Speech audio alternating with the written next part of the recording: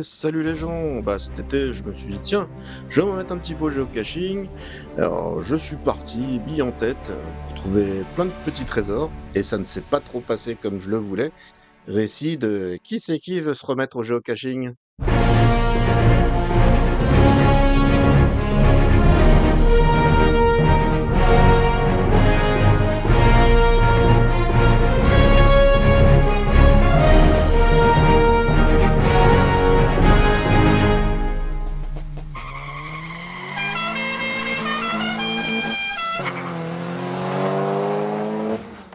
Géocaching c'est facile, il n'y a qu'à aller sur le Play Store, tu cherches tout simplement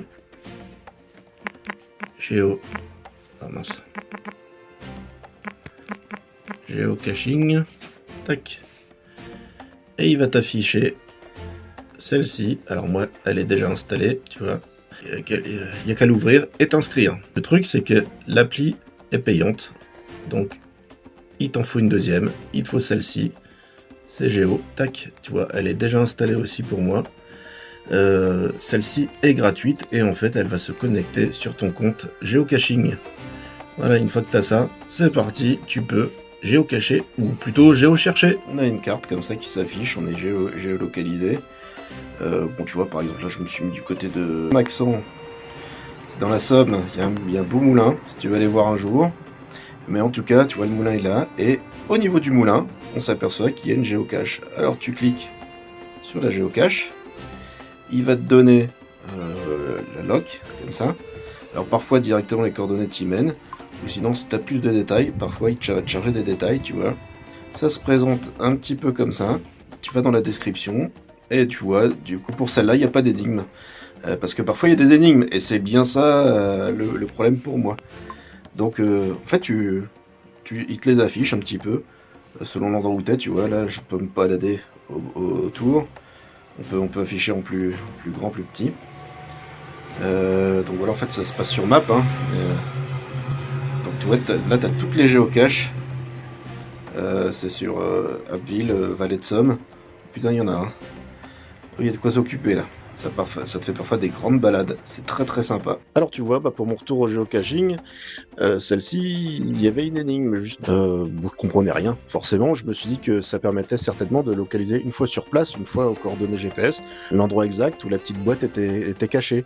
Du coup, je me suis dit, sur place, je réussirais à résoudre la charade. Évidemment. Demande-lui s'il sait où est la géocache.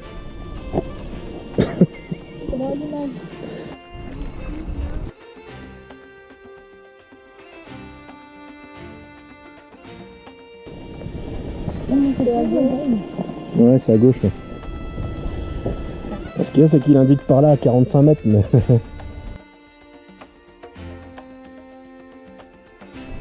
Bon, en fait, j'étais une vraie burne.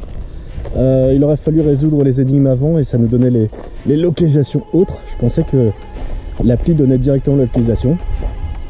Mauvais.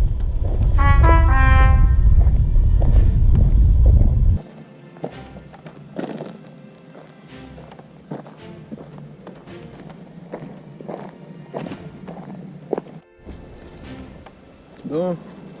Le pire dans tout ça, c'est que j'avais même prévu le stylo pour marquer dans le carnet que j'avais trouvé. Et j'avais même prévu des petites pierres décorées pour laisser dans les caches. Vous avez raison, foutez-vous de ma gueule. Allez. On n'a pas trouvé de géocache. On a trouvé un pauvre petit oiseau minuscule. Le pauvre. On a beaucoup de chance de le sauver. Hein. Bon, jour 2. Cette fois, je me suis préparé. J'ai résolu les énigmes. Tout ce qu'il faut. On va aller voir ça. Bon, cette fois-ci, on est sur la bonne route. On espère.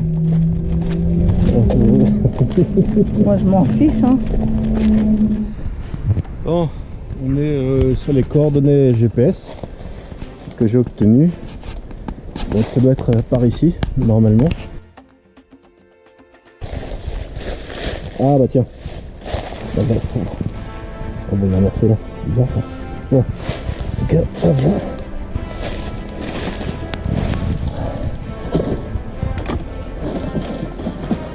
Donc, ah voilà. Et dans un petit carnet, il y a quelqu'un qui est laissé une petite feuille de Scooby-Doo en plus. Et moi je vais laisser quelque chose.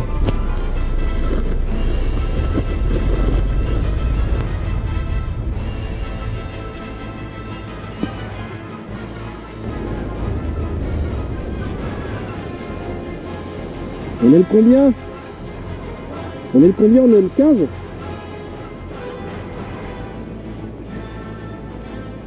Donc on remplit le petit papier. On referme tout. Et on recache bien.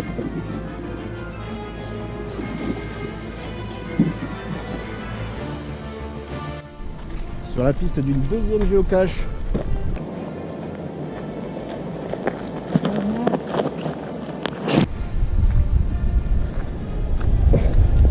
Allez.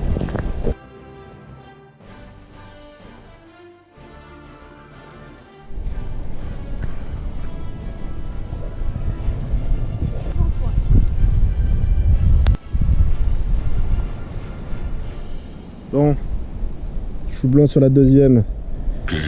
Elle doit être par ici.